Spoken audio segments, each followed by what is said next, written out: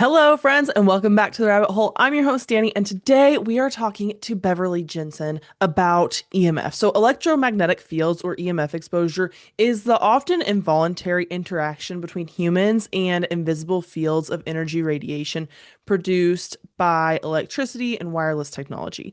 This type of radiation comes from cell phones, Wi-Fi routers, power lines, and appliances, just to name a few. And today, Beverly Jensen, who has a PhD, is going to explain to us what the concerns regarding these devices are, how it impacts our health, and what we can do about it. Beverly is a health champion and promoter, a lifelong practitioner of natural medicine. She has worked in more than 30 countries as an international speaker, trainer, and certified health coach. She founded womensmedicine.com in 2003, and since 2019, her work focuses on creating awareness of the health impacts of electromagnetic radiation from wireless. EMF.com is targeted for moms who have historically been the family health decision makers. However, it's a great resource for everyone. She holds a doctorate in communication from the University of Washington, Seattle, and degrees in journalism from the University of Missouri, Columbia. And her work in strategic communication has been in public health, environmental, and educational fields since 1993. Hi, Beverly. Thank you so much for coming on the rabbit hole. Thank you. I am intrigued by just the name. It was important because there's so much to learn, and I feel like the more I fall down this rabbit hole or any rabbit hole, I'm like, I'll never reach the bottom. Like there's so much Yeah, to know and to learn. So, what brought you yeah, that's to true. electromagnetic fields? Like, how did you get here?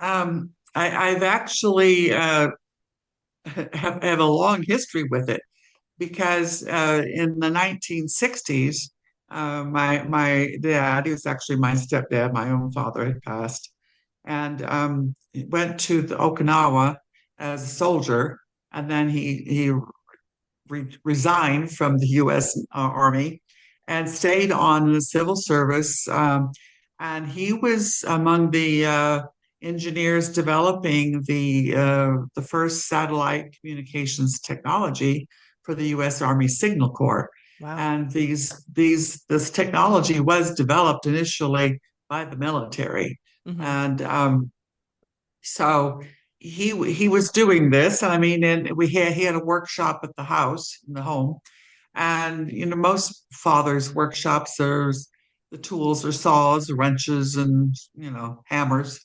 And the tools in my dad's workshop were a Geiger counter and an oscilloscope. He was measuring radiation. Yeah. And every time I wanted to visit in the shop, see what was going on, I would get this speech that if a device sends radio signals and receives radio signals, it's dangerous.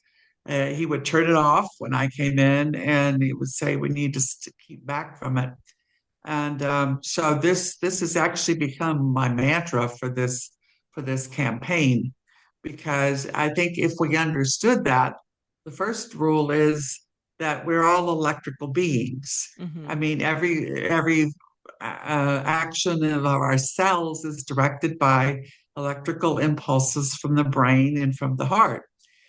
And these man-made frequencies are disrupting that. So if we understand that every device that sends radio signals and receives radio signals is dangerous, we're not going to put it against our head. This is my glove to protect my hand from this wired mouse. But we're not going to put it against our head. We're not going to put it in our pocket against our heart or in our bra, Hmm. or carry it in the back pocket where it's affecting the ovaries, or the men's front pocket where it's cooking the sperm. Mm. So if we understand that this is true, then we're going to change our behaviors. Absolutely. Has has it Yeah. gotten better since the 1960s? Because obviously it was still very new. So a lot of people will probably just assume that they've gotten better at protecting us from radio frequencies since then. That's a good question. It's funny you should ask, because and I I've I give 20-minute free consultations with folks who want some support in this whole activity. And I talked with one woman who said, and she was having severe headaches and quite ill from the technology. This was like 4 years ago. And she said to me, she said, when this first came out in the late 90s, there was talk about how it was harmful and uh, what to do about that. She said, "Haven't they fixed it?" And I said, "No, it cannot be fixed. I mean, it's yeah, it's like gravity. You can't fix it. Right. Things are going to fall." Anyway, what there's things we can do, steps we Okay. can take, but it's not being improved. In fact, as the gigahertz is increasing, it's causing a whole lot more harm to us. Can we talk about that for a second? Let's talk about like 5G because I know that's been a huge concern for people, especially like during COVID and like all the conspiracies around 5G. So, can you talk about like 5G and kind of like what that looks like in our society and what that's doing to us? Um, it's First of all, those signals can only be broadcast a short period, short space. Hmm. So the towers, the poles that they will be on are going to be like every 2 blocks in the city. And what's the effect on us? It's going to The few measured studies that have been done show its really dramatic effect. I Hmm. remember one case of a couple who lived in the top floor of an apartment building in Sweden, and they had lived with a 4G tower on top of that apartment building for years, and they weren't in the best of health, but they were managing. And the 5G was put up there, and they both became so violently ill in 48 hours they had to move out. Oh my gosh. Um, yeah, and there's been some studies done. It's like they're looking at individual cases of people who've been exposed to this. It's not everywhere yet, thank heavens, but where it has been rolled out. They're doing individual studies, but the effects are much more dramatic and quicker Hmm. than the 3G and the 4G. Yeah. Interesting. Is it just like more My intense? Is that why? Yes, Okay. yes, it is much more intense. Um, my main concern in what I'm doing is talking to moms because I've actually decided that we're going to create a movement called the 10 million moms for safe tech because it's always been women Hmm. and particularly moms who have made the family's health decisions. And it's been women who brought various environmental issues up with the doctors and the legislators and changed the laws like lead in paint Hmm. and secondhand smoke. Um, I think the example of the smoking is a good one because but it took us 40 years to stop smoking. Yeah. I mean, and when I first started my career in communication, public communication here, public health communication, every other American smoked in the 70s. And it's actually one of the most successful public health campaigns ever anywhere because we're now down to, I think I last the figure I saw was 1 in 4, but I think it's actually less than that now. It's unusual to see people smoking. Well, And I we've think there changed. it's changed though to vaping now. So many people vape that Anyway, that's a whole different topic, but yes. Yeah, that's more dangerous. Yeah.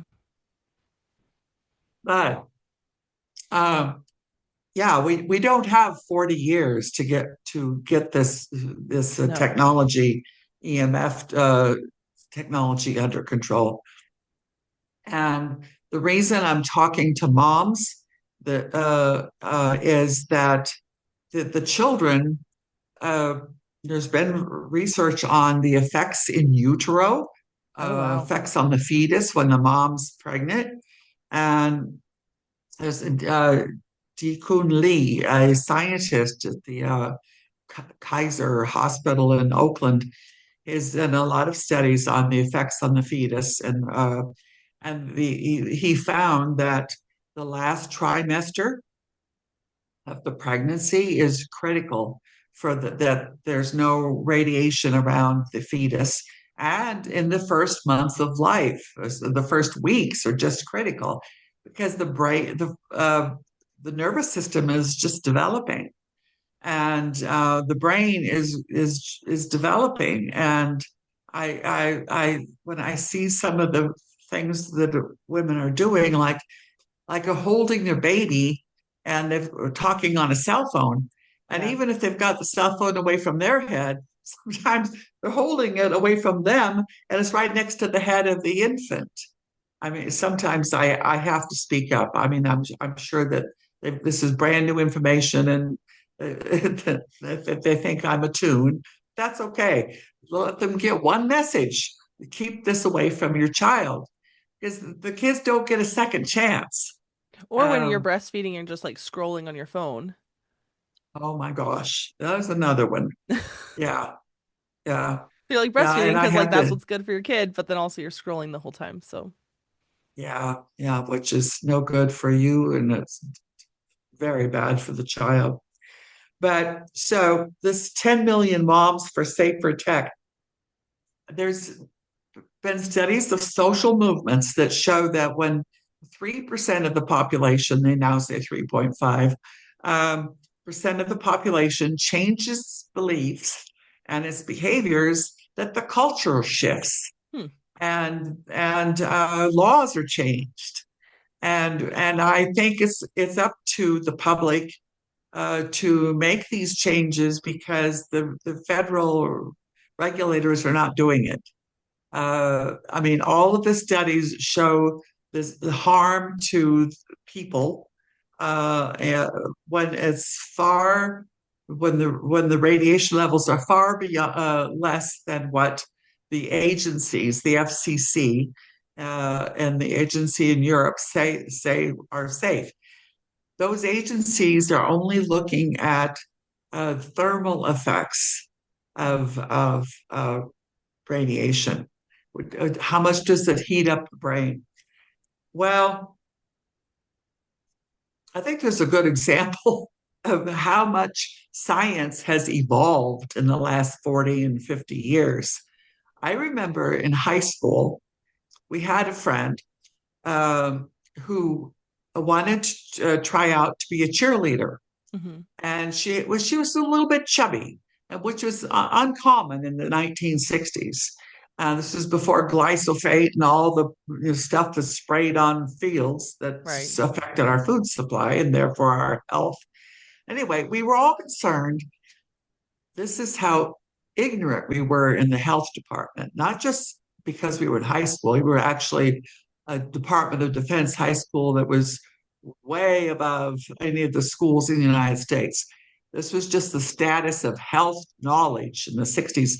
We were afraid that if Mandy tried out became a cheerleader, that those fat cells would turn into muscle and she would never get rid of it. Oh, okay. That's how ignorant we were about health, That's so funny. in the 60s. Now this FCC standard is just as ignorant. Oh, I good. mean, they put a saline solution in a plastic head, mannequin head, and held a cell phone an inch and a half away from the mannequin for 6 minutes, and that is the and then measured how soon the water heated up. That was the brain that they were considering, and that was 2.5 G. Oh, it Mm, has got nothing to do right. with today's Doesn't even touch reality. it. Yes, and then that's just talking about one cell phone. Now we are living in a sea, an ocean of radiation around us. Yes. So this is the standard of the FCC. They've been told three times, two times by court decisions, most recently in 21, and earlier in 2015, I think it was 2015, and by a government office in 2012 saying, you need to go back and look at the science. But they've never done it.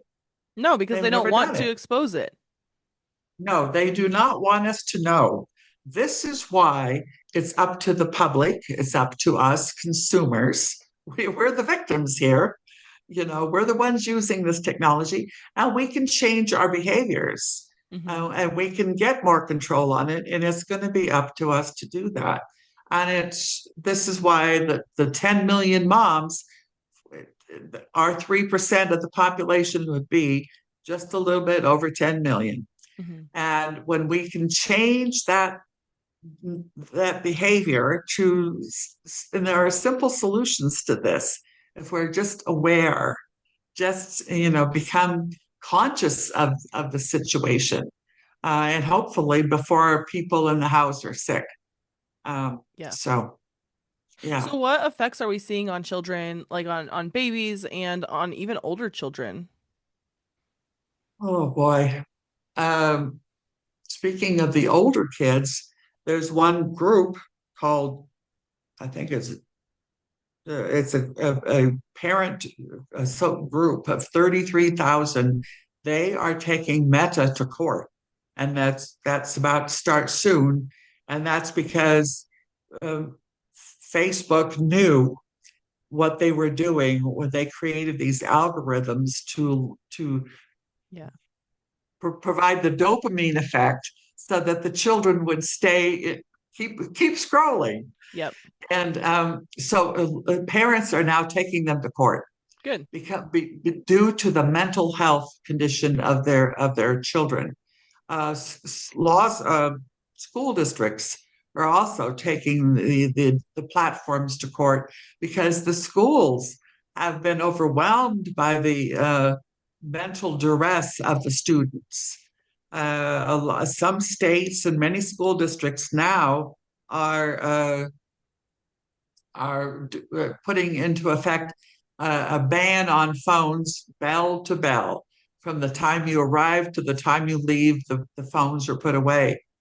What's very curious about that is, yes, you don't get the notifications, you don't get the phone calls and the text messages during the school day. However, nobody, I mean, Secretary Kennedy said this once, and he also commented that nobody's talking about this. If you take your cell phone, and it's an iPhone particularly, and just turn it off and put it in your backpack by your feet, it's still emitting radiation. Mm. And there's still the routers and too many routers in the schools, and wireless devices. Yeah, so all of this radiation is still making the children unwell. Yeah, so that's a good step, but we need to take those phones and put them in a Faraday cage, uh, someplace out of the room. Get the machines in the classrooms wired. I think it was at least 15 years ago, the new superintendent of the Los Angeles school district went into the classroom. Hmm. measured the levels of radiation. He said it was like a low level microwave in that room. And we're talking about early in this situation when not everybody had their own personal Yeah. notepads and laptops and phones in their pockets. This was just what was being used in the room. And so he wired, and Los Angeles is the second largest school district in the United States. He wired it, and that needs to be done wherever these devices are being used in the schools. So what about like power lines? Because like I have power lines running through my property. What do like how does that affect like the radiation levels in our area? Oh, that is another issue. Uh, and you know how much electricity they're carrying, I don't know those lines? exactly, but probably a lot. Is it sort of your neighborhood, the neighborhood wires, or is it Yeah, transmitters? it's Okay. like so they're running. We live like in a very rural area, so we live on the main road, but there's a rural like dirt road that runs down the one side, and so it's running the power all the way down to all those houses down that dirt road. So it's carrying all that electricity out. Honestly, Danny, I can't answer that. You would have to, you would have to talk to an electrician Okay. to find out how much is being carried on those wires. And yeah, I mean, I remember going to a housing development in somewhere in New Mexico years ago, and they just built up a whole group of beautiful homes right under wires that were the main transformers across the state. And I said to the real estate agent, whose cousin works in the zoning department to have allowed this? Right. I mean, nobody should be living anywhere near that strength of electrical transmission. Nobody. Yeah. And truly, it was a serious error to have allowed anybody to build. I mean, I'm talking about right underneath them, not 50 feet away or a mile away. I wouldn't live within a mile of those lines. Wow. But yeah, um, that's but your particular situation, you have to you know talk to somebody in the city or talk to an electrician. And some of these issues that we have today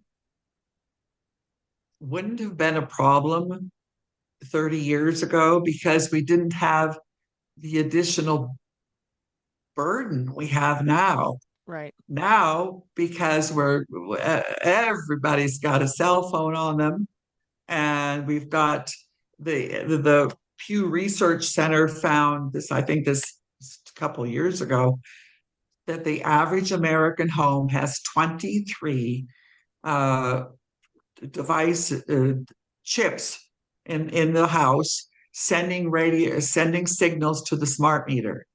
That means your whole home is just being zapped continuously. And the problem with those smart meters is that they're pulsing so much continuously, Hmm. and it's the pulsing that causes so much of the problem. And then if your refrigerator, your toaster, your vacuum cleaner, uh, um, everything now is, yeah, there's nobody minding the gate. So Right. any manufacturer making anything can put a chip in it, and there's nobody saying no, you can't do that. Like in children's So toys. Oh yes. The Barbie, the talking Barbie has got a Yeah. chip in it. She's emitting EMF. I've heard, and I haven't seen this, but I know that from a reliable source that they've actually put a chip in women's tampons. Like, why? Why Why? is such a thing necessary? Or a chip in the baby's diaper? Are they actually going to send a message to the parents who's got a smartwatch on that the child's diaper needs changing? I mean, it's Soon, I'm sure that's absurd. coming. Gosh, that's Oh, it's crazy. already here. I mean, they have got chips in the baby's diapers, and then there's a chip in a cradle. And Right. this is why it's so important that the children that you we can we can quite simply reduce this exposure by just becoming aware of where the chips are, and not buying anything that will proudly show that logo. Looks like a windshield wiper, and that indicates that it will connect to the internet. If we become aware of the risks, the dangers of this technology, then we can not buy those items. And if it's something that there's not an option, then you talk to them to the salespeople about whether or not the chip can be removed, and then if you and find out what's the return policy Mm. if you get it home and you cannot remove it. So there's a process if we just are aware of the risks and decide to take the steps to reduce this exposure. And I've gone into homes. Baby monitors are among the worst offenders. Mm. They're high in radiation levels, and I mean, parents have lived for thousands of years without electric monitors telling them the baby needs attention. Right. You know, it's just not necessary. Um, we had friends in Bangkok. They lived in a very tiny apartment. If the child burped, they would hear it from the living room. And yet, they put a baby monitor over his crib, and he became autistic. Mm. And because this is one of the effects for the children. And another one of the my first granddaughter's play group, she was given an iPhone at about age 3. And when we went back to Bangkok at age 5, she had leukemia. Oh, These wow. are and serious, Yeah, serious I didn't even realize consequences for the like children. Yes, because they are so susceptible. The brain, the skull is thinner. The nervous system is developing, and we need to reduce this for the kids. They don't get a second chance. I no. mean, they do recover from autism and they do recover from leukemia, but we don't want to do this to our children. Do you think this is also contributing to the ADHD epidemic that we're seeing? Oh, oh yes, absolutely. Because obviously, like people will Yes. blame the food dyes for ADHD, and I do think that is a contributing factor. I'm not trying to say that like it's just one thing or it's just another thing, but can Yeah. this radiation also be contributing to the ADHD epidemic that we're seeing? Yes, it does. There was one case reported recently of I think he was about 10. He was a very bright young boy, on top of his class and very popular. And then he started behaving very erratically. If he didn't succeed in winning whatever they were doing, he would have a tantrum, or Mm. he would start cheating, and so over a few months, his friends started getting away from him, moving away from him, and it was quite a dramatic change in personality. His parents took him to a psychologist, and the psychologist looked at the record of this child who had no problems before, had been a star student, popular, had no social issues. The psychologist said to the parents, for 1 month, no screens, Mm. none, nada. And they did that, and he became fine. Interesting. He complete transformation back, returned to his former personality, Because it's not just what they're and seeing on the screen; it's also the device itself. So it's twofold Yes, because they're getting the radiation from the device and then also whatever it is they're watching or doing on that screen. yes, absolutely. So and the screen prevents them from normal children's activities, learning social skills, Yeah. for one thing. I talked with one person who's homeschooling her children, and they're not using any screens at home. And then her child invited over some of the school kids to come over to the house to play. Hmm. They came over with their phones or notepads, and they all sat there beside each other and were on their notepads. And the daughter says, "This isn't fun. This isn't playing." No. You know, What's the point but of this? that's yeah, exactly. And so the devices are keeping them from actual social interaction. They're keeping them from play, which is why we have obesity in the children now, which never happened before. Um, and they're keeping them away from nature, which would, if they were out there playing in the yard, they would be getting exercise, they'd be learning social skills, they'd be doing physical things, and it would actually reduce the load on the body of all the radiation that they're being exposed to every place else. So Is it that would because they're grounding or because they're just away from the devices or both? both, Okay. both. But I mean, our today's shoes, unless you're wearing leather moccasins or barefoot, you're not going to get true grounding from the earth's negative ions, unless you're wearing, you're barefoot. Yeah. But just being on the grass in nature among trees is soothing to the whole body, soul. Yeah. I send my kids outside barefoot all the time. Like, get out there. Go outside and Yeah. play. Yeah, yeah, yeah, Do it's you, so excellent for them. speaking of grounding, does it have to be like outside actually touching the ground or like there's this whole I would say like maybe a movement of like grounding sheets and grounding pads and grounding things that people put in their houses or like they sleep on at night to help Mhm. them be grounded when they can't be outside all the time. Because like as adults, we are kind of stuck in whatever our profession is doing that a lot of the time. I'm using one of those right now, one of those grounding pads on the bed, and I've had a couple of them for a few years. Very, a very critical point to those.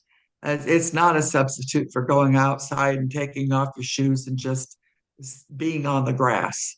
But if you can't do that more than 30 minutes a day, and have some inflammation, this pad on the bed can be very helpful.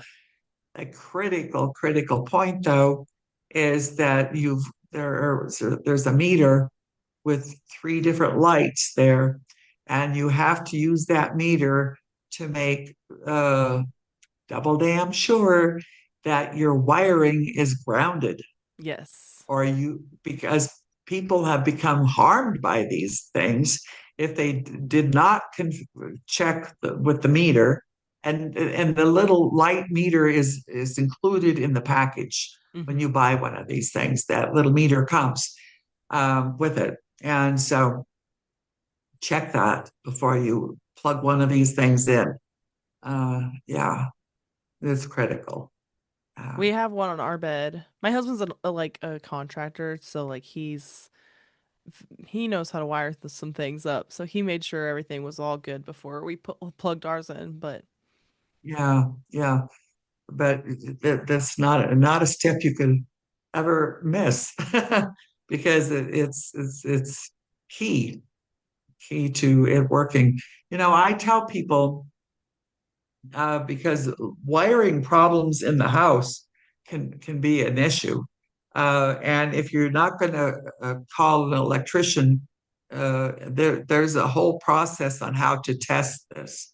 But until you do that, and especially if you've got a bed with metal springs, Mm-hmm. move your headboard about 6 and 8 inches away from the wall. So if there's bad wiring in the wall in your bedroom, you're you're not going to be uh, having it transfer over to the bed that you're sleeping on. Yeah, that would be Yeah, scary. What are yeah. other Well, ways? Oh, sorry, I didn't mean to cut you off. that's okay. What are other ways that we can reduce the EMF in our house besides like removing our cell phones from our sleeping areas, right? Like that's a huge one. But what are some ways that we can reduce that EMF just like in general? Um, I would first invite everybody to for a list of easy steps to take, low cost or no cost, on the website UNEMF. There's a page there about 7 key things that you can do. But there are some things that are more critical and should be done faster. Um, the first thing I've seen in almost every home I've been into is the router sits square in the living room by the TV. Hmm. And that router should be removed to the garage or to the least used room in the house. And then run an Ethernet cord from it across the house to your TV and wherever else you're using, and just throw a rug over the cord. Now, if you own the house, or you're a long-term renter, then you can wire the house, which is certainly simpler and easier. But if that's not the case, then to get the router to the least used room and use an Ethernet cord because that router is one of the highest emitting forms of radiation. And then I take aluminum screening. You can get a roll of aluminum screening for $10 at the hardware store in the United States. Make sure it's aluminum because they sell many rolls that are plastic looking like screens. It has to be metal and it's easy to work with. And I wrap it 2 or 3 times around the router, and then I just staple the sides. I used Okay. to use a wire and sort of sew it together, but I think the stapling works just as well. And then you leave the back open so you can get the cords into it. I have measured and some of the routers they're unusual shapes. I would so there was one that had been put into the lower level of a house I spent the summer in, and it looked like the Leaning Tower of Pisa. It was tall, it was slanted top, and the radiation level was so high that when I first came into the house, I was having to wear shielding cape and hat all around the house. Took a few days to get this under control, but I reduced the radiation levels by 97% Wow. by putting that screening material around that router. And we still had enough upstairs for cell phones and a couple of laptops, but I was no longer uh, hiding Yeah. and having to wear shielding material. Yeah, so that costs $10, and then you can get a timer to make it turn off automatically an hour before bedtime, Hmm. and that's what you should do for everybody's sleeping improvements. I think there's 70 million Americans now who have sleep issues, Yeah. and it's largely due to the radiation levels we're living in. It's crazy. It's amazing how negatively our phones have impacted us. Like everyone's like, now we're more connected. I'm like, are we more connected? Because I feel like I don't actually know anybody. Like, Yes, isn't that amazing? You can have 5,000 friends on Facebook and not a person to call to go to a movie. right. Yeah. You It's know? crazy to me. So Yeah, and that's a lot of the problems of the mental health right now is that we are so isolated uh, on our devices, and now I think that the AI is going to even add to that. I think so Uh, too. yeah, It's I think it's we incredible. do Like, need to keep the kids off AI. well, we need, yeah. Well, and back to your point about the lady that was homeschooling, we homeschool our kids, and we're fighting this battle right now, like just between the two of us. We're like, do we put them, like, do we use technology like an iPad or something to teach them some things, and then teach them other things, just like brick and mortar, pencil and pen, um, and we go back and forth because we're like, well, if we don't give them an iPad, then they're going to be behind. If we do give them an iPad, then now they're on technology. So we're like, we don't really like either option. Okay, well, let's talk about some of the effects of these technologies on the kids' brains. Um, there's been like 49 studies showing that when the young people, this is up to age 19, when they read something on a screen, that the recall for it, doing a test later, is dramatically less than if they read it on a book. And the Interesting. same is typing on a keyboard. They will not have the retention that if they use a pencil. And the reason is that on the paper, especially in writing, more of the brain is engaged. Mm, So it's a huge difference in the level of learning between the screens and paper, and between the keyboard and a pen and paper and yeah. a pencil. Yeah. So, yeah, but it is a dilemma. My the three grandkids in Bangkok are not allowed any screens. I mean, they get to watch an hour of Paw Patrol when the parents go on date night, so they can't wait for the parents to go out. Right. But but that's about it. So at what point um, it's a hard balance. But another thing that we need to do in the home, besides moving the router, turning it off before going to bed, is create have a family discussion about time and space place to use your devices. Hmm.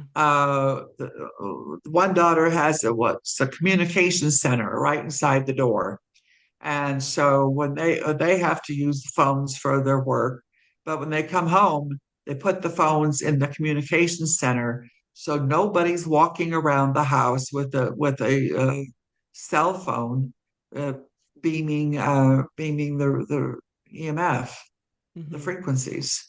And I reminded my daughter that when their friends come over, you're going to have to now do a search at the door and have the kids leave their iPads and their phones and their smartwatches in the communication center, Yeah. because otherwise they're bringing into the house what the family has worked very hard. They've had building biologists come and test the house, and they've made all the adjustments to get the radiation levels negligible. Wow. But if you invite people in, they need to participate in the rules. So, And how they, long does yeah. radiation stay in the house then?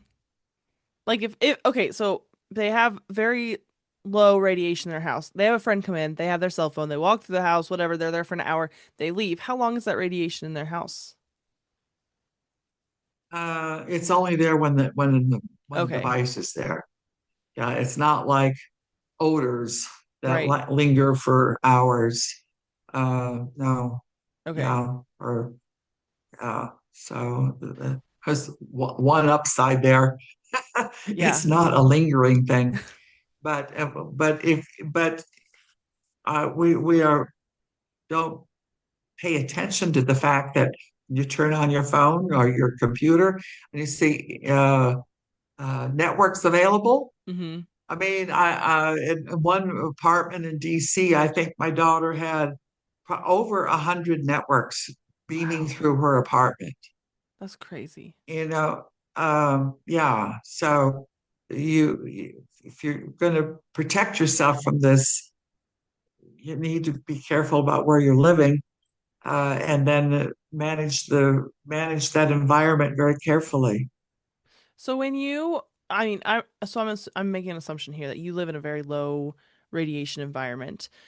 So when you go into an environment that is high radiation, like that apartment you were talking about that had the tower, and you're like, I had to shield myself. How do you feel going from like a low radiation? Like, do you notice the difference right away? Like when you're around a bunch of radiation? Yes. I do. And I've learned that I need to avoid those situations.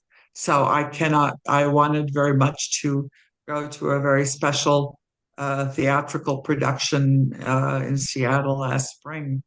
And and I mean I changed my flight to be able to go to that. And then I thought, I just can't go into a theater with 100 people who are going to have all these devices on. I cannot do it. So I didn't.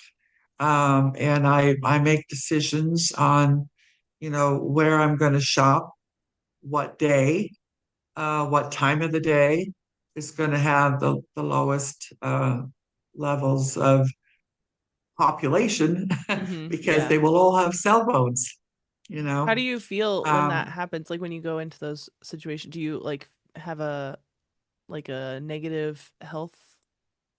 I don't know what the word. I will get a headache, Okay. like a vice on my head. Mm. And I had never, first time this happened, I'd never had a headache in my 72 years. Wow. And so I actually talked to a doctor by telemedicine, and she said, I think you should go to the ER. And so I did. Uh, and this was summer of 20. And there was nobody in the hospitals in July of 20. They Yeah. were avoiding all these places. So I got stellar service. Yeah. So what I've experienced is often right now it'll be a headache. But I've got a shielding beanie that I Hmm. wear, and I've used a scalar energy device for radiation protection. Hmm. And I've got a couple of uh, cards that are useful. Um, Nature's Frequency sells a card that, and the engineers I'm finding in this field are all, if you can't measure it, it doesn't exist. Well, not so much. I find that some of these cards and pendants do harmonize uh, the what's around me, and I Hmm. and I do feel better, safer, and protected. Uh, but it's it's it's a trial. Yeah. What works for one person may not work for another, and what works for me some years doesn't work another times. So it's a continuous trial. Yeah. That makes sense. Um, I've had other symptoms, like the I actually became sensitive to this by sitting next to a router uh, several hours a day, 6 days a week for 3 months. And this router was in Mexico, and it wouldn't have taken me 3 months to experience this if I'd been in the U.S. because the routers in Mexico are a fraction of the amount of radiation as they are in the U.S. Wow. Why But is that? anyway, I don't know. I Okay. don't know why. Uh, there's actually a router designed by an engineer in the Netherlands that the radiation levels are 90% less than any router, and it goes to sleep when it's not in use, and you can actually dial the down the radiate the expanse of the router, so Yeah. it's not going into your neighbors. That's called the JRS router, and that's just amazing. So Yeah. it's possible. It's not necessary, but if you wire these, use an Ethernet cord, you're going to reduce your level a lot. Okay. That makes sense. But anyway, after that, I went to Washington D.C. And in the cities, the towers are in disguised in architecture. And as I walked down the street in April, it was a warm spring day, bare arms. First, my skin burned. Hmm. Well, first it itched, and then as I kept walking, it was began to burn a little bit. And then I finally must have been right in front of the tower because my skin began to crawl. Oh my gosh. And these are classic symptoms of non-ionizing radiation. Wow. Yeah. Uh, but I think that moms, and it is women who are more affected by this than men, Hmm. and even historically in the earliest years back in the 17 and 1800s, the earliest experiments with electricity, women were more sensitive to the electrical currents, and we still are. So uh, there's another reason why it would be moms who will manage this for the health of themselves and particularly the children. And the husbands and the hubbies, the partners, they will get the benefit of this. But it's going to be the 10 million moms who can take control of this situation. I wonder if that's why they don't think it's a problem. Is because like men don't experience it at such a drastic like like effect as women. And so like we hear this with like heart attacks, right? With heart attacks, they're like, "Oh, women experience heart attacks differently, but we just don't measure it like that." I went to the doctor one time, they're like, "Yeah, you have low testosterone, but we don't have any testosterone supplements for women because we just don't test women for that. You don't need it," which is actually not true. Women need testosterone, right? But like it's so many things that like ADHD is not tested the same in men and women, but they only test it the way that they would test it for men, so women are underdiagnosed. This happens, I mean, we could go down the list of all the things that women are underdiagnosed for because they don't test it this like women and men are different and you have to test women in a different way than men. So then they're like, "Oh, well we tested all these men and they don't have any effects of this radiation, so it's not a problem." When in reality, the women are the ones that are suffering. Yes, and it's interesting. Uh, Only if the man is already suffering has he called me to do a test on the house. And you're correct, is that it's women. We were the ones who got the autoimmune diseases a whole lot more than men, Mm-hmm. and we're just a whole lot more environmentally sensitive. Yeah. And the men are not very supportive. I mean, No. they will go along with it because the wife wants this way, and he wants to protect the children also. So Yeah. he goes along with it, but he doesn't separate himself from the group when he's going to get a long telephone call. Yeah. So there's small personal habits that he doesn't participate in. There's actually two books written, uh, I think about 10 years ago now, on women's health and how we have been ignored. And it's fascinating. The funniest situation, men get more research. The men are the researchers.